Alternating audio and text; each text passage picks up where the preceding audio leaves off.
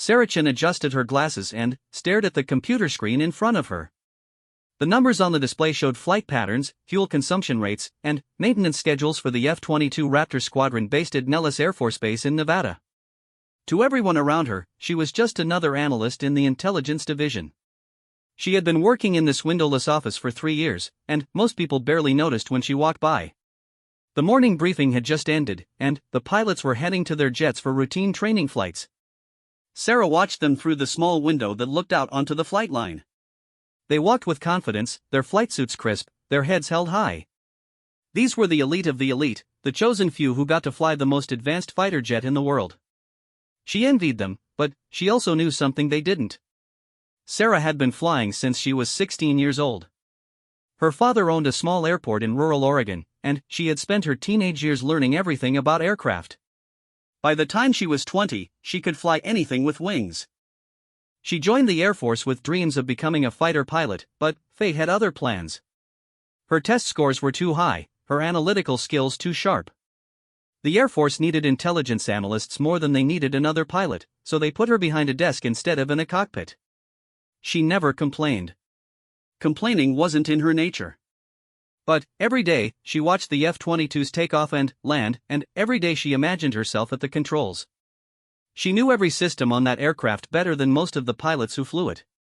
She had spent years studying the technical manuals, memorizing the procedures, understanding every switch and button in the cockpit. It was her hobby, her obsession, her secret passion. Colonel Martinez walked into the analyst office that Tuesday morning looking frustrated. He was the squadron commander, a man who had flown combat missions over Iraq and Afghanistan. His jaw was tight, and his eyes showed the kind of stress that came with impossible problems.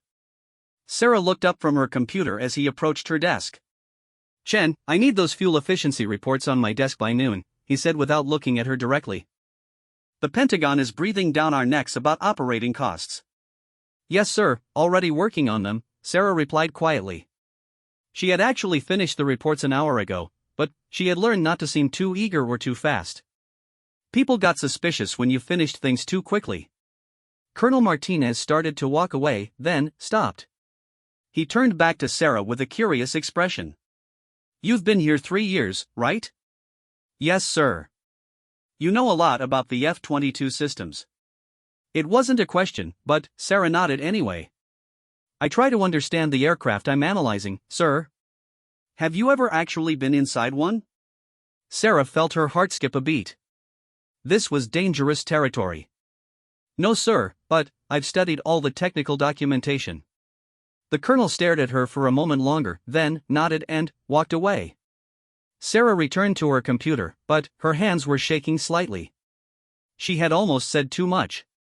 The truth was, she had been inside an F-22 cockpit exactly 7 times, always during maintenance periods when the hangar was nearly empty. She had friends among the maintenance crew who understood her passion and looked the other way when she spent her lunch break sitting in the pilot's seat, running through startup procedures in her mind. The afternoon brought news that would change everything. Sarah was working on aircraft availability statistics when she heard shouting from the operations center across the hall. Through the open door, she could see people running back and forth, their faces tense with worry. Something big was happening. Captain Williams, one of the few people in the office who actually talked to Sarah regularly, came rushing over to her desk. His face was pale, and sweat beaded on his forehead despite the air conditioning. "Sarah, we need those F-22 operational status reports right now," he said urgently. "All of them. Every aircraft, every system status, everything you've got." "What's going on?" Sarah asked, her fingers already flying across the keyboard to pull up the files. "There's a situation developing over the Pacific. Multiple aircraft down, and we might need to scramble everything we've got." "How many birds do we have mission ready right now?" Sarah scanned through her data quickly. Her mind processed the information faster than most people could read it. 14 aircraft are fully mission capable, sir. 2 are in maintenance with expected completion tomorrow morning.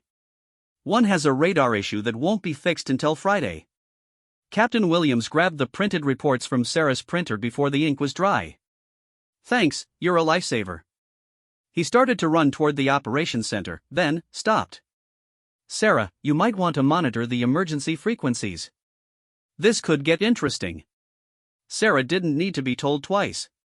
She had a radio scanner at her desk that was officially for monitoring air traffic control, but she knew how to tune it to military frequencies.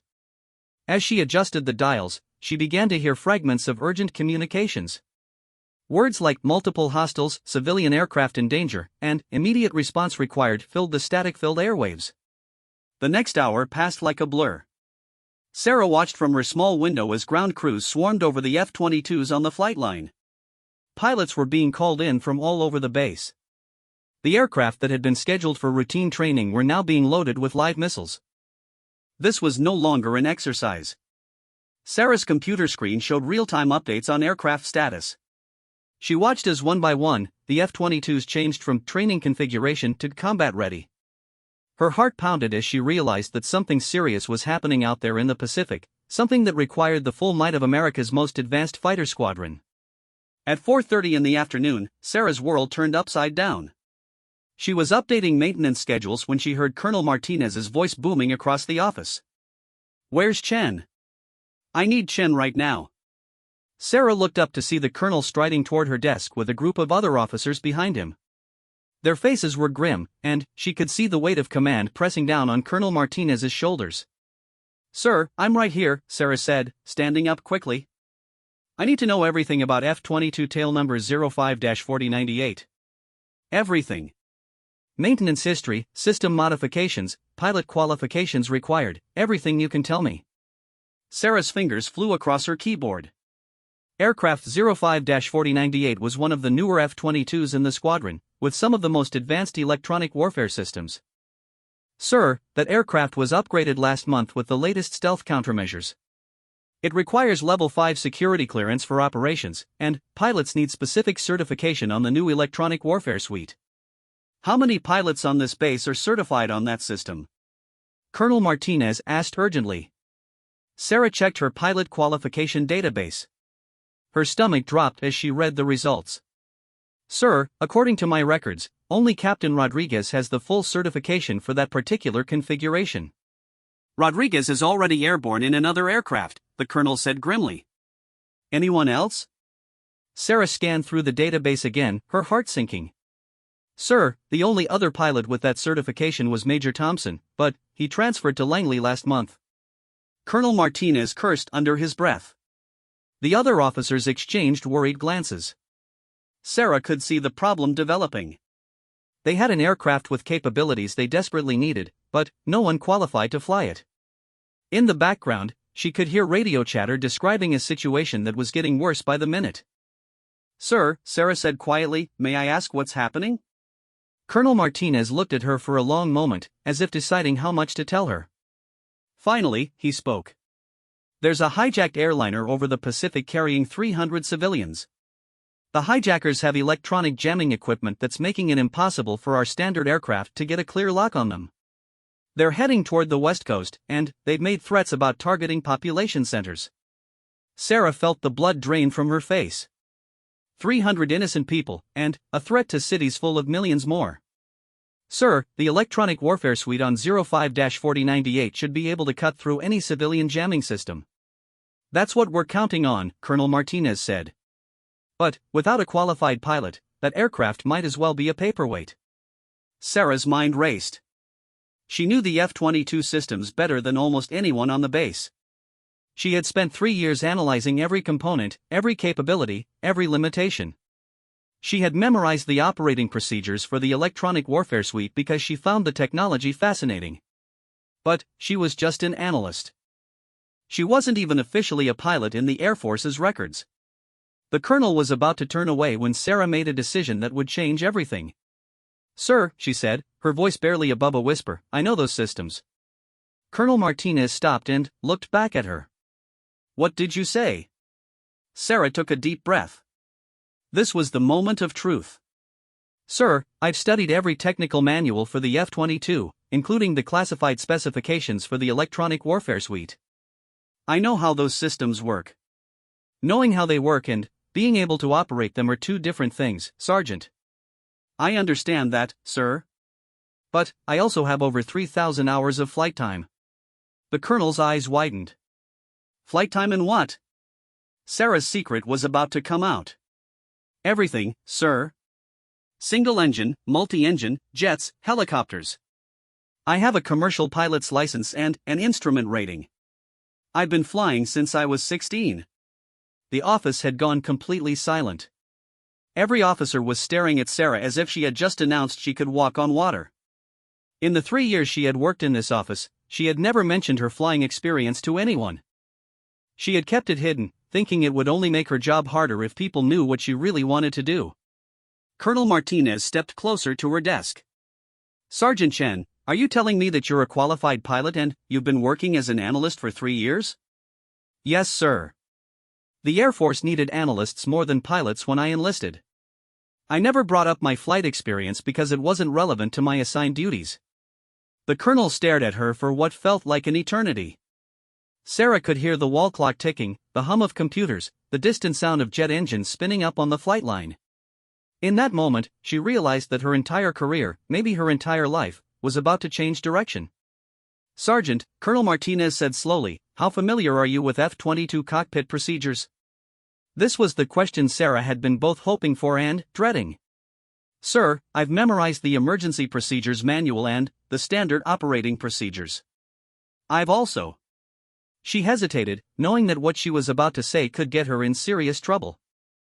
I've spent time in the cockpit during maintenance periods, familiarizing myself with the layout. Instead of anger, she saw something else in the colonel's eyes. It might have been hope. Get Captain Williams, Colonel Martinez said to one of the other officers. Tell him to meet me in Hangar 7 with the F-22 simulator keys. He turned back to Sarah. Sergeant Chen, you have exactly 30 minutes to prove to me that you can handle an F-22. If you can convince me that you won't kill yourself or crash a $150 million aircraft, we're going to have a very interesting conversation about your immediate future. Sarah felt her world spinning. 30 minutes ago, she was a nobody analyst updating maintenance schedules. Now, the squadron commander was talking about putting her in the cockpit of America's most advanced fighter jet. The weight of responsibility hit her like a truck. 300 people on a hijacked airliner, millions more potentially in danger on the ground, and it might all come down to whether a quiet analyst could prove she had what it took to be a fighter pilot. As Colonel Martinez strode toward the door, he called back over his shoulder. And, Chen? If this works out, you're going to wish you had mentioned your flight experience 3 years ago. We could have used someone like you. Sarah grabbed her security badge and followed the officers toward Hangar 7. Her hands were shaking, but not from fear. For the first time in 3 years, she was about to do what she was born to do. The question was whether she was really ready for what came next. The F-22 simulator sat in the middle of Hangar 7 like a technological monument to human engineering. Sarah had walked past it dozens of times during her 3 years on base, but she had never imagined she would actually sit inside it. The simulator was an exact replica of the F-22 cockpit, complete with every switch, display, and control that existed in the real aircraft. It could simulate everything from routine flight operations to the most challenging combat scenarios. Colonel Martinez stood next to the simulator with his arms crossed, watching as Captain Williams powered up the systems. 2 other pilots, Major Jackson and Captain Stevens, had joined them in the hangar. Sarah recognized them both as experienced F-22 pilots with multiple combat deployments. They weren't here to cheer her on. They were here to witness what would probably be her spectacular failure. Sergeant Chen, Colonel Martinez said as the simulator completed its startup sequence, before you get in there, I want to be absolutely clear about what we're dealing with. The hijacked airliner is currently 400 miles southwest of Los Angeles, flying at 35,000 feet. The hijackers have some kind of electronic jamming system that's preventing our aircraft from getting a target lock. They've threatened to crash the plane into downtown Los Angeles unless their demands are met. Sarah felt the weight of those words settle on her shoulders. 300 innocent people, plus everyone in one of America's largest cities, were depending on whether she could prove herself in the next 30 minutes.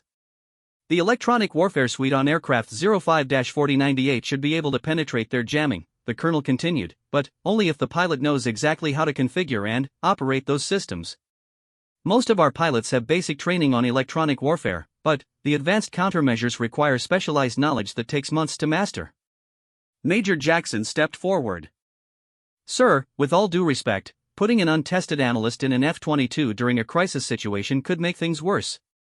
maybe we should wait for backup from another squadron. We don't have time, Colonel Martinez replied grimly. Intelligence suggests the hijackers plan to make their move within the next 2 hours. Every other qualified pilot is either already airborne or stationed too far away to reach the intercept point in time. Sarah understood the impossible position they were in.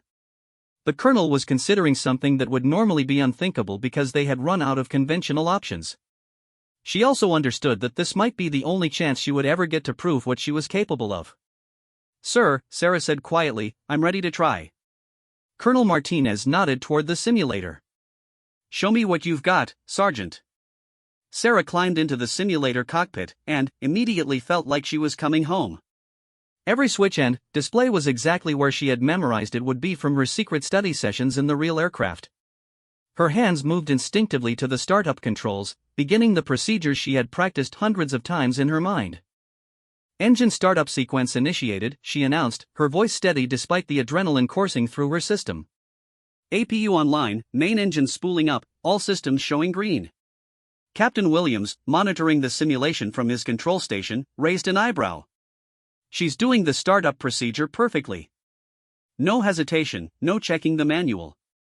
Sarah continued through the procedures, her movements smooth and confident. She configured the electronic warfare systems, set up the radar for air-to-air operations, and performed the pre-flight checks that would normally take a new pilot several minutes to complete. She finished the entire sequence in less than 3 minutes. Very impressive, Major Jackson admitted grudgingly. But startup procedures are the easy part. Let's see how she handles actual flight operations. Captain Williams activated the flight simulation, and, suddenly, Sarah was airborne over the Nevada desert. The simulator's visual display showed a realistic view from the F-22's cockpit, complete with moving terrain below and a clear blue sky above. Sarah felt the familiar thrill of flight as she took control of the simulated aircraft. Climb to flight level 350 and intercept heading 240, Colonel Martinez instructed. Sarah smoothly pulled back on the stick and added power. The simulated F-22 climbed like a rocket, its twin engines pushing the aircraft upward at an incredible rate. She leveled off at 35,000 feet exactly on altitude and turned to the assigned heading with the precision of a pilot who had been flying F-22s for years. How is she doing this? Captain Stevens whispered to Major Jackson. She's flying that thing like she's been in F-22s her whole career. I studied, Sarah called out from the cockpit, having overheard the comment. Every manual, every technical publication, every flight procedure. I've been preparing for this moment for 3 years, even if I didn't know it at the time. Colonel Martinez activated the next phase of the simulation. Sergeant Chen, you now have multiple hostile aircraft approaching from the northwest. Use your radar and electronic warfare systems to identify and track the targets. This was where Sarah's specialized knowledge would really be tested. The F-22's radar and electronic warfare systems were among the most sophisticated in the world, but they required an expert understanding of how to configure them for maximum effectiveness. Sarah's hands moved across the controls with surprising confidence. Activating AESA radar in LPI mode, she announced. Configuring electronic support measures for threat analysis. I'm detecting 4 hostile aircraft at bearing 315, range 50 miles, altitude 40,000 feet. The simulation showed enemy aircraft approaching Sarah's position, but they were using electronic jamming to try to hide their exact locations. This was similar to what they would face with the hijacked airliner, where enemy jamming was preventing conventional aircraft from getting a clear picture of the situation. Can you defeat their jamming? Colonel Martinez asked. Sarah's fingers danced across the electronic warfare controls. She had spent countless hours studying these systems, understanding how they worked at a fundamental level. Analyzing jamming frequencies, she reported. Reconfiguring AESA beam patterns to burn through their countermeasures. Switching to frequency agile mode. Suddenly, the radar display cleared, showing all 4 enemy aircraft with crystal clarity. The jamming that had been obscuring them was completely defeated by Sarah's expert manipulation of the F-22's electronic warfare suite. Outstanding, Captain Williams said from his control station. She just did something that takes most pilots 6 months of training to master. But Colonel Martinez wasn't finished testing her. Sergeant Chen engaged the hostile aircraft using appropriate tactics and weapons systems. This was the ultimate test. Air-to-air combat in an F-22 required split-second decisions, perfect coordination between multiple weapon systems, and the kind of spatial awareness that separated good pilots from great ones. Sarah took a deep breath and prepared to show them what she was really capable of. Target priority: lead aircraft appears to be coordinating the formation. Selecting AIM-120 AMRAAM missiles for beyond visual range engagement. Sarah's voice remained calm and professional as she configured the weapon systems. Missile 1 away, tracking target 1. Missile 2 away, tracking target 2. The simulation showed her missiles streaking toward their targets while she maneuvered the F-22 to avoid return fire. Her movements were fluid and precise, using the aircraft's incredible agility to stay ahead of the enemy weapons. Direct hit on target 1, she reported. Target 2 is evading, adjusting intercept course. Targets 3 and 4 are closing for visual range combat. What happened next amazed everyone watching. Sarah threw the simulated F-22 into a series of high-G maneuvers that would have been challenging for any pilot, let alone someone who had never actually flown the aircraft before. She used the F-22's thrust vectoring and advanced aerodynamics to outmaneuver the remaining enemy aircraft, eventually destroying all 4 targets without taking a single hit. When the simulation ended, the hangar was completely silent. Sarah sat in the cockpit, her hands still on the controls, breathing heavily from the adrenaline rush. She had just demonstrated flying skills that were beyond what many experienced fighter pilots could achieve. Colonel Martinez walked over to the simulator and looked up at Sarah. Sergeant Chen, in 15 years of squadron command, I have never seen a pilot demonstrate that level of proficiency on their first time in an F-22 simulator. Where did you really learn to fly like that? Sarah climbed out of the simulator, her legs slightly shaky from the intensity of the experience. Sir, I told you the truth. I've been flying since I was 16, but I've never been in military jets before. I just understood that the principles of flight are the same whether you're in a Cessna or an F-22. The F-22 just does everything faster and better. Major Jackson shook his head in amazement. The principles might be the same, but what you just did requires years of training and experience. How did you know to configure the electronic warfare systems that way? I read the technical manuals, Sarah replied simply. All of them.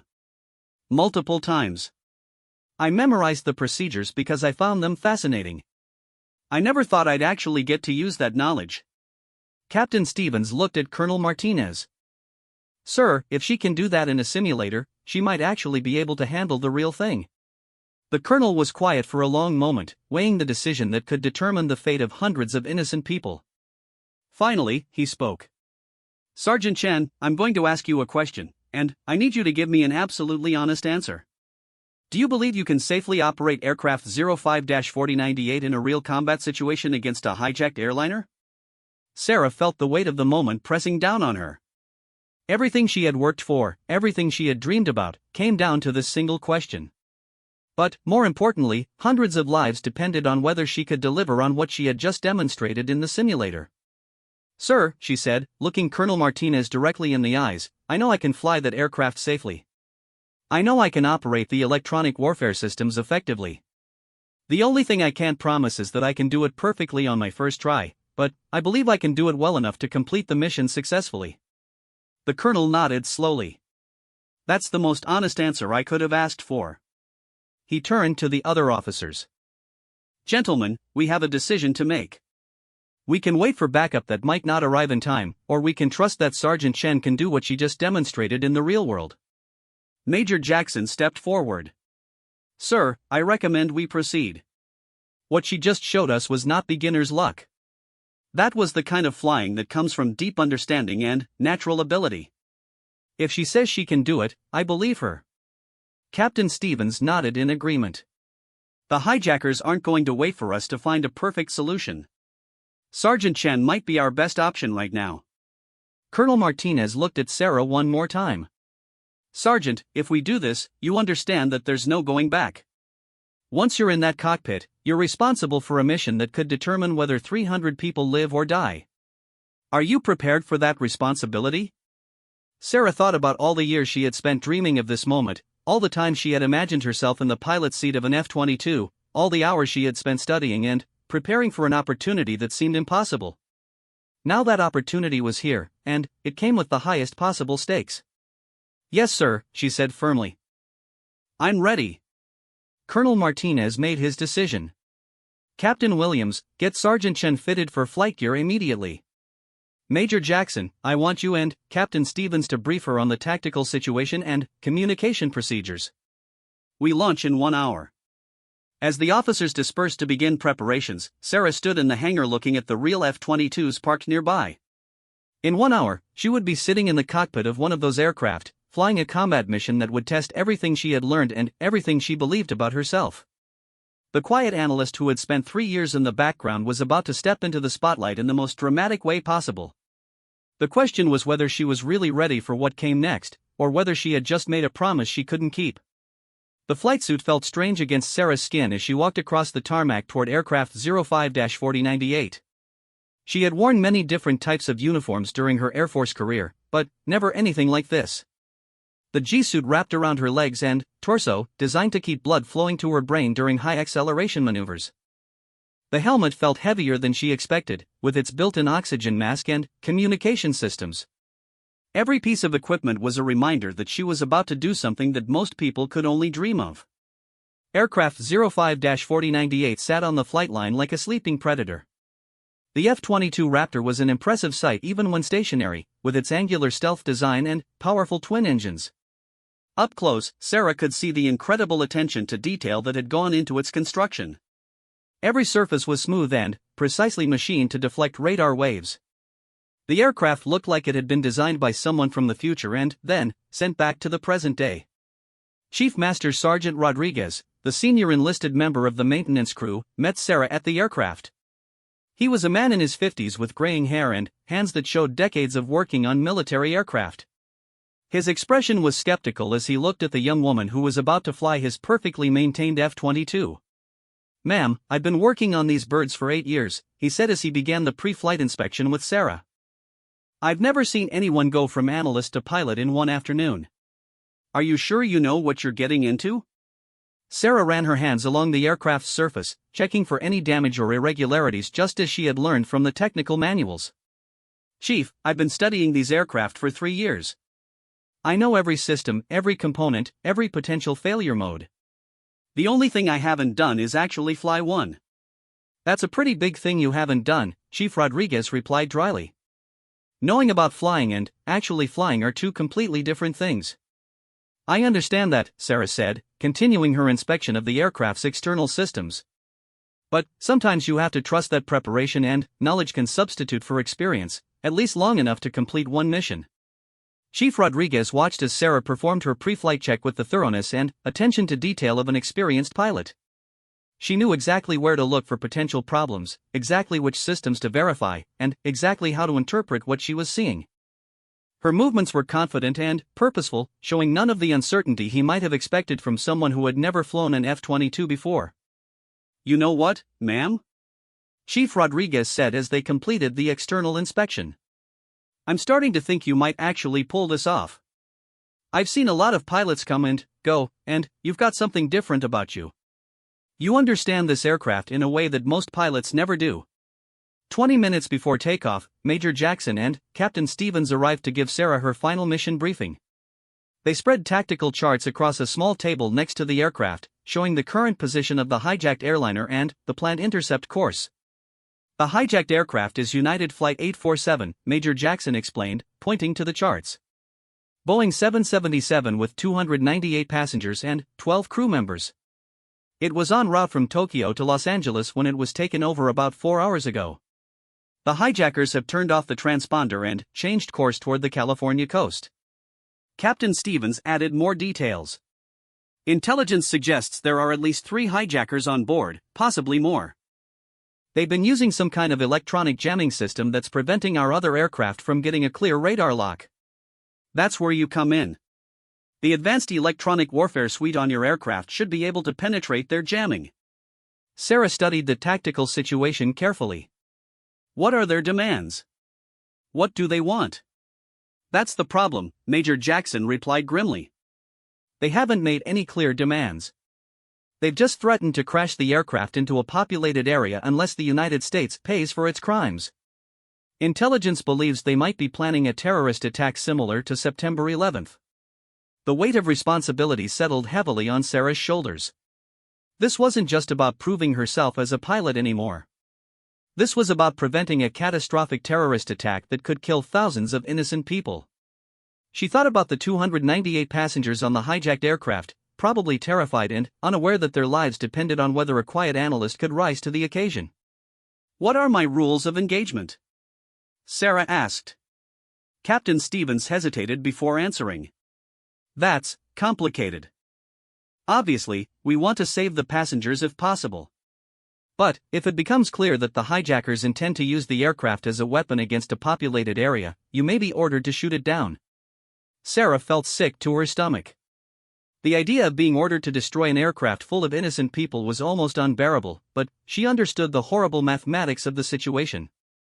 If the hijackers succeeded in crashing the aircraft into downtown Los Angeles, thousands more people could die. I understand, she said quietly. I hope it doesn't come to that. So do we all, Major Jackson replied. But, you need to be mentally prepared for any possibility. This is why they don't usually put untested pilots into situations like this. Colonel Martinez appeared at the table as the briefing concluded. Sergeant Chen, you'll be operating under the call sign Raptor 7.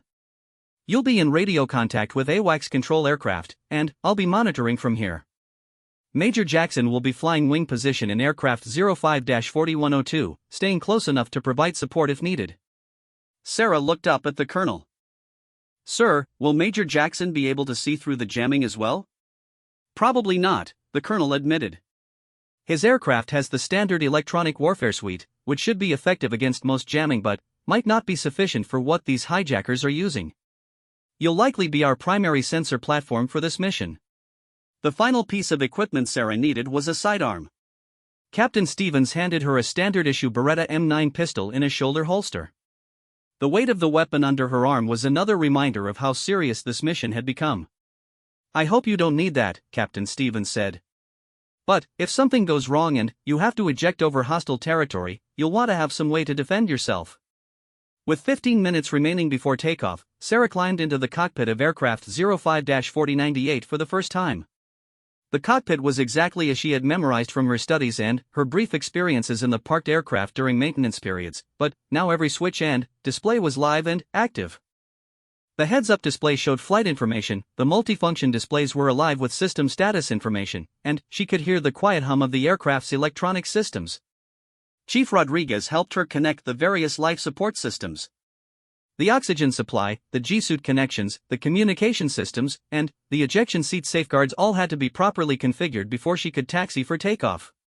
Each connection was a reminder that she was about to enter an environment where human beings were not supposed to be able to survive without technological assistance. Remember, Chief Rodriguez said as he completed the final checks, this aircraft wants to fly. Don't fight it, work with it. The F-22 is the most advanced fighter in the world, but it's only as good as the pilot flying it. Sarah began the engine startup sequence, her hands moving smoothly through procedures she had memorized but never performed for real. The twin Pratt & Whitney engines came to life with a sound like controlled thunder, their afterburners capable of pushing the aircraft faster than the speed of sound. She could feel the power of the machine surrounding her, waiting to be unleashed. Nellis Tower, Raptor 7 requesting taxi clearance for immediate departure, Sarah called into her radio headset. Her voice was steady and professional, showing none of the nervousness she felt inside. Raptor 7, cleared to taxi runway 21 left. Winds 240 at 15 knots, altimeter 30.12. Good luck out there. Even the air traffic controllers knew this was not a routine mission. Sarah taxied the F-22 toward the runway, feeling the aircraft's tremendous weight and power as she maneuvered it along the taxiways. The flight controls were responsive but heavy, requiring more physical strength than the civilian aircraft she was used to flying. Major Jackson pulled up alongside her in aircraft 05-4102, giving her a thumbs-up through his cockpit canopy. Seeing another F-22 so close was an impressive sight, but it also reminded Sarah that she was no longer alone. She had backup, support, and people who believed in her ability to complete this mission successfully. Raptor 7, you are cleared for takeoff, came the call from the control tower. Departure frequency 121.9, squawk 1200. Godspeed. Sarah taxied onto the runway and lined up with the centerline. The runway stretched out ahead of her for over 2 miles, more than enough distance for the F-22 to accelerate to takeoff speed. She took a deep breath and prepared for the moment she had dreamed about for most of her adult life. "Here we go," she whispered to herself, then keyed her radio. Raptor 7 rolling. Sarah pushed the throttles forward to military power, and the F-22 began to accelerate down the runway. The acceleration was unlike anything she had ever experienced before. The twin engines produced over 35,000 pounds of thrust, pushing the aircraft forward with incredible force. The runway markings blurred past her canopy as the aircraft gained speed rapidly. At 180 knots, Sarah pulled back gently on the stick, and aircraft 05-4098 lifted off the ground as smoothly as if it belonged in the sky. The feeling of flight in an F-22 was extraordinary, with power and responsiveness that made every other aircraft she had flown seem sluggish by comparison. She was actually doing it. She was flying an F-22 Raptor. Raptor 7 airborne, she reported to air traffic control. Climbing to flight level 400. As the aircraft climbed through the clouds over Nevada, Sarah began to configure the electronic warfare systems for the mission ahead. She activated the AESA radar and began scanning for the hijacked airliner, which intelligence estimated was now less than 2 hours from the California coast. Major Jackson pulled into formation beside her, his F-22 looking sleek and deadly in the afternoon sunlight. Raptor 7, Raptor 6. How are you feeling up there? Raptor 6, Raptor 7. Feeling good. This aircraft is incredible. Roger that. Try not to enjoy it too much. We've got work to do.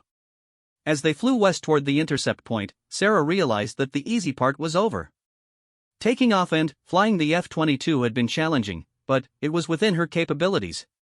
What came next would test everything she thought she knew about herself and everything she had learned about being a pilot. Somewhere out over the Pacific Ocean, 298 innocent people were counting on her to save their lives. The question was whether she was really ready for what she was about to face. The Pacific Ocean stretched endlessly below as Sarah flew her F-22 at 40,000 feet, scanning the horizon for any sign of the hijacked airliner. The electronic warfare systems were active, their displays showing a complex pattern of radio signals and radar emissions from dozens of civilian and military aircraft operating in the busy airspace off the California coast. Finding one specific aircraft among all the electronic noise was like looking for a needle in a haystack. Raptor 7, this is Sentry 1, came a voice in Sarah's headset. Sentry 1 was the call sign for the AWACS aircraft coordinating the search, a massive Boeing E-3 flying 200 miles to the east with some of the most sophisticated radar and communication equipment in the world. Sentry 1, Raptor 7, go ahead. Raptor 7, we've lost contact with United 847 approximately 15 minutes ago. Last known position was 200 miles southwest of Los Angeles, heading 045 at flight level 350. Be advised, we're getting intermittent radar contacts in that area, but heavy electronic interference is preventing positive identification. Sarah felt her heart rate increase. The hijackers were clearly using sophisticated jamming equipment to hide from conventional radar systems. This was exactly the scenario that required the advanced electronic warfare capabilities of her F-22, but it also meant she was flying into a situation where the enemy had already demonstrated their technical sophistication. Sentry 1, Raptor 7 copies. Beginning electronic warfare sweep now. Sarah activated the most advanced features of the F-22's AESA radar system. Unlike conventional radar that sent out signals in predictable patterns, the AESA system could create multiple simultaneous beams, change frequencies rapidly, and adapt its signal patterns to defeat jamming attempts. It was technology that was years ahead of anything the hijackers could have obtained through civilian channels. The radar display began to clear as the advanced systems cut through the electronic interference. Sarah could see dozens of aircraft contacts, most of them civilian airliners following normal flight paths along the busy Pacific air routes. But one contact stood out as different from the others. Sentry 1, Raptor 7 has a contact bearing 230, range 180 miles, altitude approximately 35,000 feet. Aircraft appears to be maneuvering erratically and is not following any normal flight path. Raptor 7, can you confirm aircraft type? Sarah refined the radar settings, using the electronic warfare suite to get a clearer picture of the suspicious aircraft. Sentry 1, contact appears consistent with a Boeing 777. No transponder signal, and I'm detecting strong electronic jamming emanating from that position. That's our target, came the reply from Sentry 1. Raptor 7, you are cleared to approach and attempt contact with United Flight 847. Use caution, we don't know what kind of weapons or capabilities the hijackers might have. Sarah turned toward the target and increased her speed, the F-22's powerful engines pushing her through the thin air at over 600 miles per hour. Major Jackson maintained formation beside her, though his radar was still being affected by the jamming and he couldn't see the target as clearly as Sarah could. Raptor 6, Raptor 7 has contact with the hijacked aircraft. Following for visual identification. As they closed the distance, Sarah began to make out the shape of a large commercial airliner against the blue backdrop of the Pacific sky. It was indeed a Boeing 777, painted in United Airlines colors, but something was clearly wrong with its flight pattern. The aircraft was making gentle turns and altitude changes that suggested the hijackers were trying to stay unpredictable while still maintaining controlled flight. Sarah moved her F-22 into a position about 2 miles behind and slightly below the airliner, close enough to make positive identification but far enough away to avoid being seen as a direct threat. Through her canopy, she could see the aircraft clearly now, and the sight made her stomach tighten with anxiety. Sentry 1, Raptor 7 has visual contact with United 847. Aircraft appears to be under control, but flight pattern is inconsistent with normal operations. Raptor 7, attempt radio contact on emergency frequency 121.5. See if you can establish communication with the hijackers. Sarah switched her radio to the international emergency frequency. United Flight 847, United Flight 847, this is United States Air Force aircraft calling on emergency frequency. Please respond. For several long seconds, there was only static. Then, a heavily accented voice came through the radio, speaking English but with obvious difficulty. American fighter jet, you will stay away from this aircraft or we will kill passengers. Sarah felt a chill run down her spine. These were the voices of people who had taken control of an aircraft carrying nearly 300 innocent passengers, and they were clearly prepared to use those passengers as leverage to achieve their goals. United 847, this is the United States Air Force. We want to help resolve this situation peacefully. What are your demands? No demands, the voice replied angrily. Only justice. America will pay for what it has done to our people. Sarah exchanged a worried glance with Major Jackson, though she knew he couldn't see her expression through her helmet and oxygen mask. The hijackers weren't negotiating. They weren't making specific demands that could be met through diplomacy. They were planning something that they considered to be justice, which probably meant they were planning to use the aircraft as a weapon. Raptor 7, this is Colonel Martinez, came a new voice in Sarah's headset. The colonel was monitoring the situation from Nellis Air Force Base, and his voice carried the weight of command authority. What's your assessment of the situation? Sarah took a moment to analyze what she was seeing and hearing. Sir, based on their responses and flight pattern, I believe the hijackers are planning to use the aircraft as a weapon against a ground target. They're not interested in negotiation, and they're maintaining course toward the California coast. That's our assessment as well, Colonel Martinez replied grimly. Raptor 7, you are authorized to take any action necessary to prevent this aircraft from reaching a populated area. But, remember, there are 298 innocent people on board. The weight of that authorization settled heavily on Sarah's shoulders. She was being given permission to shoot down a civilian airliner full of innocent people if it became necessary to prevent a larger catastrophe. It was the kind of decision that would haunt her for the rest of her life, but she understood why it might be necessary. Sarah maintained her position behind the airliner while trying to think of alternatives to destroying it. The hijackers clearly had some kind of plan, but they might not be expecting to face an F-22 with advanced electronic warfare capabilities. Maybe there was something she could do to disable their systems without destroying the aircraft. Major Jackson, Sarah called to her wingman, I'm going to try something. Stay back and be ready to provide support. Roger, Raptor 7. What are you planning? Sarah moved her F-22 closer to the hijacked airliner, using her advanced radar systems to scan the aircraft for any unusual electronic emissions. The jamming equipment the hijackers were using had to be powered by the aircraft's electrical systems, and it was probably connected to external antennas or transmitters. What she discovered made her blood run cold. The electronic signature analysis showed that the hijackers had installed much more than just jamming equipment.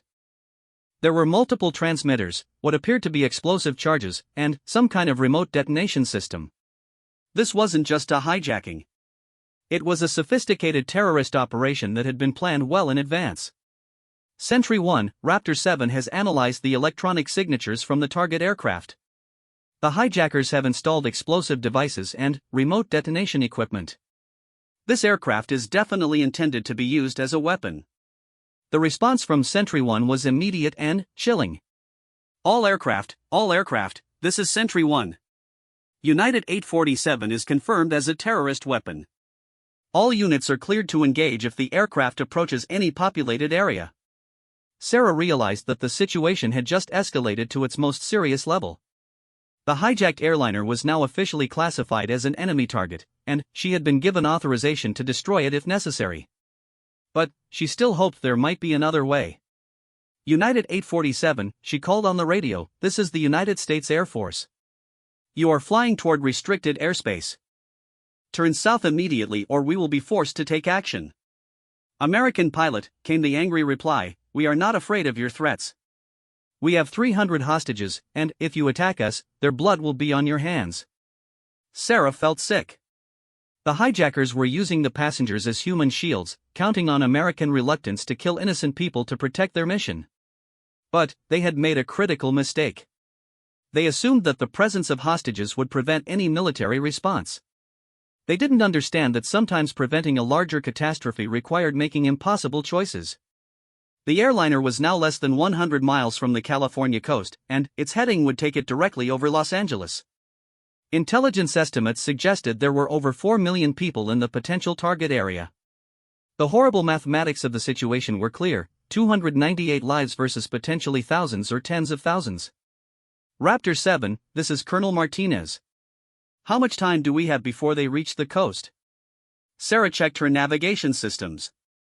Sir, at current speed and heading, they'll reach the coastline in approximately 12 minutes. Los Angeles City Center in about 20 minutes. Understood. Continue monitoring and be prepared to engage on my order. Sarah flew alongside the doomed airliner, watching the California coastline grow larger on the horizon. Every minute that passed brought the aircraft closer to a populated area where it could be used to kill thousands of innocent people. Every minute also brought her closer to the moment when she might have to fire missiles at an aircraft full of passengers who had done nothing wrong except buy a ticket on the wrong flight. She thought about the people on board the aircraft. Business travelers heading home to their families. Tourists returning from vacations in Asia. Maybe children traveling with their parents. All of them were now hostages in a situation they couldn't understand or control, depending on strangers to save their lives. But she also thought about the millions of people in Los Angeles who were going about their normal daily routines, unaware that a terrorist attack was approaching their city. Office workers, schoolchildren, families shopping or eating dinner, all of them potential victims if the hijackers succeeded in their plan. Raptor 7, Major Jackson called on the radio, I'm picking up radio chatter from Los Angeles approach control. They're starting to divert aircraft away from the area, but there are still hundreds of flights operating in that airspace. The situation was getting worse by the minute. Not only did Sarah have to worry about the hijacked airliner and the passengers on board, but there were now hundreds of other aircraft that could be affected by whatever happened next. The skies over one of America's busiest metropolitan areas were about to become a war zone. United 847, Sarah called one more time, this is your final warning. Turn south immediately and land at the nearest available airport, or we will be forced to shoot you down. The response came back in heavily accented English, but the words were clear and chilling. American pilot, we are not afraid to die for our cause. Today, America will learn that it is not safe from justice. Sarah realized that negotiation was no longer possible. The hijackers were committed to their plan, whatever it was, and they were not going to be deterred by threats or reasoning. The aircraft was now less than 10 minutes from the coastline, and decisions would have to be made very soon. The quiet analyst who had dreamed of flying fighter jets was about to face the most difficult moment of her life. The California coastline was now clearly visible through Sarah's canopy, a line of golden beaches and urban development stretching as far as she could see. Los Angeles spread out below like a vast carpet of civilization, home to millions of people who had no idea that their lives hung in the balance 35,000 feet above their heads. The hijacked United Airlines 777 continued on its deadly course, now only 8 minutes from crossing into heavily populated airspace. Sarah's hands gripped the controls of her F-22 as she maintained formation with the doomed airliner. Every instinct she had developed as a pilot told her to find another solution, some way to save the passengers while still preventing the terrorist attack. But the cold reality of the situation was becoming impossible to ignore. The hijackers had made their choice, and now she would have to make hers. Raptor 7, this is Sentry 1, the AWACS controller's voice crackled in her headset. We're showing the target aircraft maintaining course toward Los Angeles International Airport. Intelligence suggests they may be planning to crash into the terminals or use LAX as a staging area for a larger attack. Sarah analyzed the aircraft's flight path on her navigation display. The hijackers were indeed heading directly toward one of the busiest airports in the world, where thousands of passengers and airport workers would be going about their normal routines. LAX handled over 80 million passengers per year, making it an attractive target for anyone wanting to cause maximum casualties and symbolic damage. Sentry 1, Raptor 7 copies. Request permission to move closer and attempt to force the aircraft off course. Negative, Raptor 7. Intelligence believes the hijackers may have installed proximity-triggered explosives. If you get too close, they might detonate the aircraft prematurely. Sarah felt frustration building in her chest. Every option seemed to lead to the same terrible conclusion. The hijackers had planned this operation carefully, anticipating various responses and preparing countermeasures for each one. They were forcing her into a situation where the only choice was between a catastrophe with 298 victims and a potentially larger catastrophe with thousands. Raptor 7, this is Colonel Martinez, came the voice of her commanding officer from Nellis Air Force Base. I need to know your status and your readiness to engage if ordered. Sarah took a deep breath before responding. The weight of command authority in the colonel's voice reminded her that this was no longer about her personal feelings or moral reservations. She was a United States Air Force officer, and she had a duty to follow orders even when those orders required her to do something that would haunt her forever. Colonel Martinez, Raptor 7 is in position and ready to engage on your order. Weapons systems are armed and tracking the target. Understood. Stand by for engagement authorization. Sarah could feel her heart pounding as she prepared the F-22's weapons systems for what might come next. The AIM-120 AMRAAM missiles were already selected and ready to fire. At this range, there would be no chance for the hijackers to evade or defend themselves. The missiles would strike the airliner within seconds of launch, and 298 innocent people would die in an instant.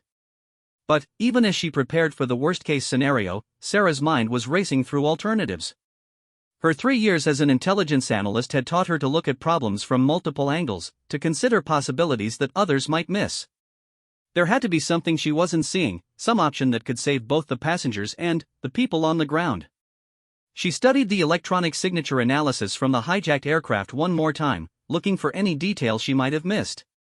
The jamming equipment, the explosive devices, the remote detonation systems, it was a sophisticated setup that would have required months of planning and significant technical expertise. Then, she noticed something unusual in the electronic emissions pattern. The jamming equipment wasn't just designed to hide the aircraft from radar. It was also interfering with certain radio frequencies used by commercial aviation navigation systems. The hijackers were probably using the jamming to prevent the pilots from calling for help or communicating with air traffic control, but there might be an unintended consequence. Major Jackson, Sarah called to her wingman, can you see the target aircraft's navigation lights? Major Jackson moved his F-22 closer to get a better view of the hijacked airliner. Negative, Raptor 7.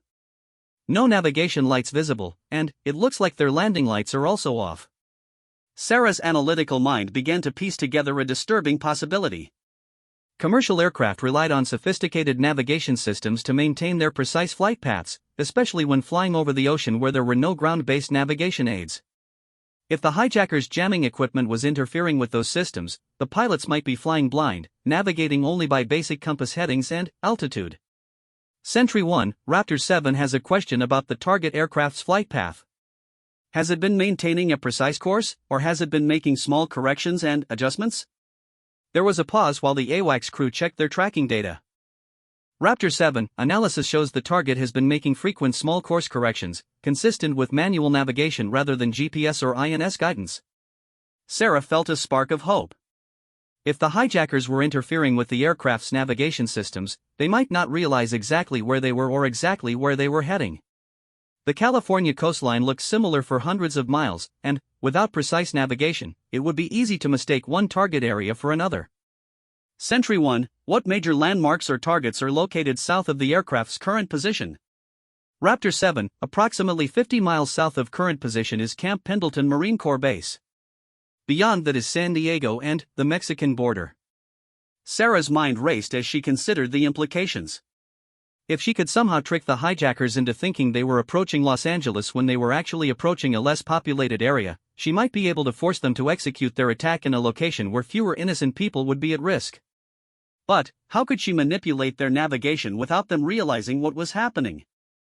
The answer came to her in a flash of inspiration that drew on everything she had learned about electronic warfare during her years as an analyst. Sentry 1, I have an idea, but I need authorization to deviate from standard engagement protocols. Raptor 7, explain your plan. Sarah outlined her idea quickly, knowing that time was running out. The hijacked aircraft was now less than 5 minutes from crossing into heavily populated airspace. Her plan was risky and had never been attempted before, but it might offer a chance to save both the passengers and the people on the ground. Sentry 1, I believe I can use my electronic warfare systems to selectively jam the hijackers' navigation equipment while simultaneously providing false GPS signals that will make them think they're approaching Los Angeles when they're actually being guided toward a less populated area. There was a long pause while the AWACS crew consulted with higher authority. Finally, the controller came back on the radio. Raptor 7, you are authorized to attempt electronic navigation manipulation. But be aware that if your plan fails, you will still be required to engage the target before it reaches populated areas. Sarah immediately began configuring her F-22's advanced electronic warfare suite for the most complex jamming operation of her career. She had to create a selective interference pattern that would disrupt the hijackers' equipment while leaving the aircraft's basic flight controls unaffected.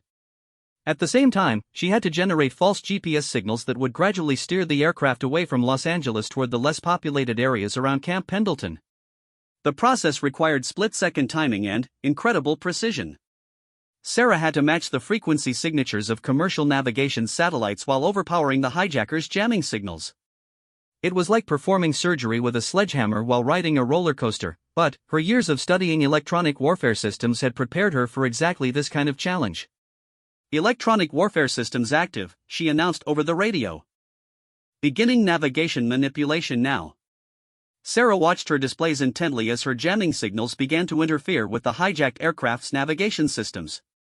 Almost immediately, she could see the aircraft beginning to make course corrections as the pilots tried to compensate for what they thought were navigation errors. Gradually, subtly, she began introducing false GPS signals that would make the hijackers believe they were still heading toward Los Angeles while actually steering them toward the ocean and the sparsely populated areas around Camp Pendleton.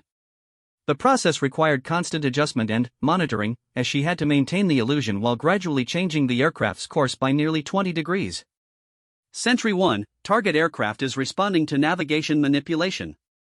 Course is slowly changing from 045 to approximately 065. If current trend continues, aircraft will pass south of Los Angeles metropolitan area. Outstanding work, Raptor 7. Continue current operations. For the next several minutes, Sarah flew alongside the hijacked airliner while carefully manipulating its navigation systems. It was like playing a complex video game where the stakes were hundreds of lives and the margin for error was essentially zero. One mistake in her electronic warfare signals could alert the hijackers to what was happening, or worse, could cause them to lose control of the aircraft entirely. As the aircraft passed over the California coastline, Sarah could see that her plan was working. Instead of heading toward downtown Los Angeles, the airliner was now flying over the relatively unpopulated areas between Los Angeles and San Diego. There were still people at risk, but the potential casualty count had dropped from tens of thousands to hundreds. United 847, she called on the radio, you are now approaching your target area. What are your intentions? American pilot, came the reply from the hijackers, we can see the city below us. We will complete our mission now.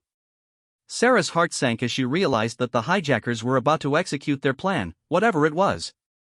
Even though she had successfully diverted them away from the most populated areas, there were still nearly 300 innocent passengers on board who were about to die through no fault of their own. But, then, something unexpected happened. Instead of diving toward the ground or detonating explosive devices, the hijacked aircraft began to level off and reduce speed. Sarah watched in confusion as the aircraft's behavior changed completely.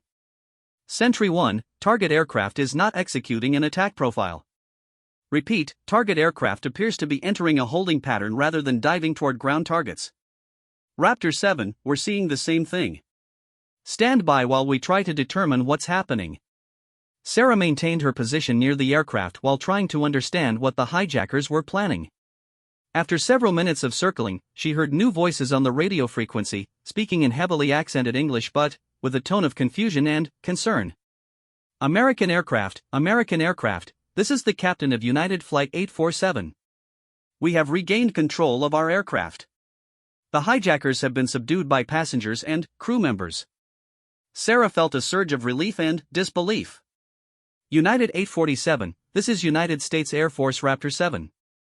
Please confirm your status and the condition of passengers and crew. Raptor 7, this is Captain Williams of United Flight 847. We had 3 hijackers on board who took control of the aircraft approximately 4 hours ago. About 10 minutes ago, they became confused and disoriented when their navigation equipment malfunctioned. The passengers and flight crew were able to overpower them during the confusion. Sarah realized what had happened. Her electronic warfare operations had not only changed the aircraft's course, but had also disrupted the hijackers' ability to coordinate their activities. When their equipment stopped working properly, they had become vulnerable to passenger resistance. United 847, what is the condition of the hijackers and any explosive devices they may have installed? Raptor 7, we have the 3 hijackers secured, and our maintenance crew has located and disconnected several suspicious devices. We're declaring an emergency and requesting immediate escort to the nearest suitable airport. Sarah felt tears of relief streaming down her face inside her oxygen mask. Against all odds, her desperate plan had not only prevented a terrorist attack but had also saved the lives of everyone on board the hijacked aircraft. The quiet analyst who had been underestimated by everyone around her had just accomplished something that would normally be considered impossible. United 847, this is Raptor 7. You are cleared to land at Los Angeles International Airport. We'll provide escort and ensure that emergency services are standing by. As she guided the rescued airliner toward LAX, Sarah reflected on the extraordinary events of the day. 24 hours earlier, she had been a nobody analyst updating maintenance schedules in a windowless office. Now, she was flying the most advanced fighter jet in the world and had just prevented one of the most serious terrorist attacks since September 11th. But, more importantly, 298 innocent people were going home to their families instead of becoming victims of terrorism. Sometimes, being underestimated was exactly the advantage you needed to accomplish the impossible. The hidden pilot was hidden no more.